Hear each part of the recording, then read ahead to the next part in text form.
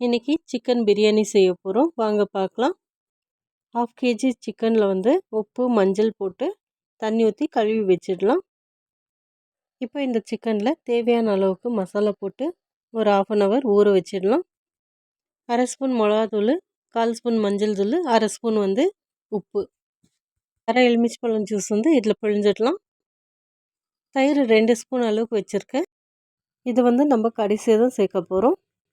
இப்போ இந்த சிக்கன் மசாலா எல்லாம் நல்லா கலந்து விட்டுக்கலாம். இப்போ ஒரு பாத்திரத்தில் ஒரு 6 ஸ்பூன் அளவுக்கு எண்ணெய் ஊற்றிக்கலாம். எண்ணெய் நல்லா சூடானதும் ஸ்பைசஸ் எல்லாம் போட்டுடலாம். பட்டை, லவங்கம், ஏலக்காய், சோம்பு, சீரகம், மிளகு, பிரியாணி இலை, மராட்டி மொக்கு, அனாசி பூ, இப்போ இதெல்லாம் போட்டு எண்ணெயில் நல்லா ஃப்ரை பண்ணிடலாம். 7 பச்சை மிளகாய் நீளமாக கட் பண்ணி வச்சுருக்கேன், பெரிய வெங்காயம், இப்போ இதெல்லாம் போட்டு நல்லா வதக்கி விட்டுக்கலாங்க. இப்போ இதில் ட்ரை புதினா, ட்ரை கொத்தமல்லி, ட்ரை கஸ்தூரி மேத்தி இது 3ஐயும் எண்ணெயில் போட்டு நல்லா வதக்கி விட்டுக்கலாம். வெங்காயம் நல்லா ஒரு ப்ரௌன் கலரில் வர வரைக்கும் நல்லா ஃப்ரை பண்ணிடலாம். இந்த அளவுக்கு இருந்தால் போதும். 1/4 ஸ்பூன் வந்து மிளகாத்தூள், 1/4 ஸ்பூன் வந்து கரம் மசாலா, 1/2 ஸ்பூன் வந்து தனியாத்தூள்,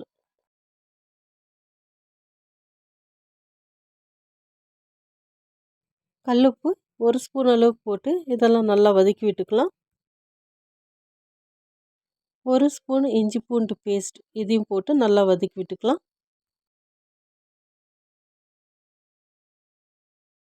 இப்போ மீடியம் சைஸில் 2 தக்காளி எடுத்துருக்கேன், நீளமாக கட் பண்ணது, அதையும் போட்டு நல்லா வதக்கி விட்டுக்கலாம். தக்காளி நல்லா வதங்கி வரத்துக்காக ஒரு 2 நிமிஷம் மூடி போட்டு மூடி வச்சிடலாம். இப்போ தக்காளி எல்லாம் நல்லா வெந்து வந்திருக்கு. இப்போ மசாலா கலந்து வச்சுருக்கேன். இதை சிக்கனில் 2 ஸ்பூன் தயிர் போட்டு கலந்து வச்சு இந்த மசாலாவில் போட்டுடலாம். சிக்கன் நல்லா வதக்கி விட்டுட்டு தண்ணி ஊற்றாமல் மூடி போட்டு மூடி வச்சிடலாம்.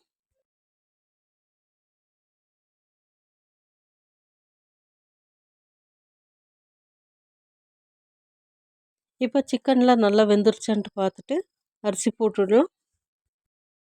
இப்போ இந்த அரிசியெல்லாம் நல்லா மசாலாவில் நல்லா கலந்து விட்டுடலாங்க.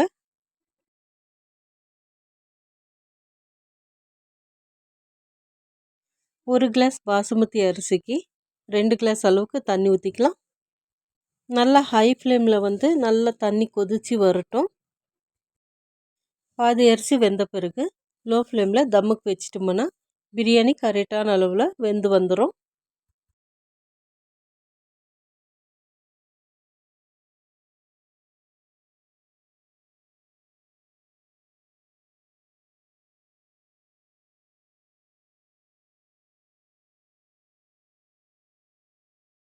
இப்போ சிக்கன் பிரியாணி ரெடி ஆயிடுச்சு. லாஸ்ட்டில் 1 ஸ்பூன் அளவுக்கு நெய் ஊற்றிக்கோங்க, அந்த ஃப்ளேவர் ரொம்ப நல்லாயிருக்கும். இந்த மாதிரி சிக்கன் பிரியாணி நீங்களும் செஞ்சு பாருங்கள்.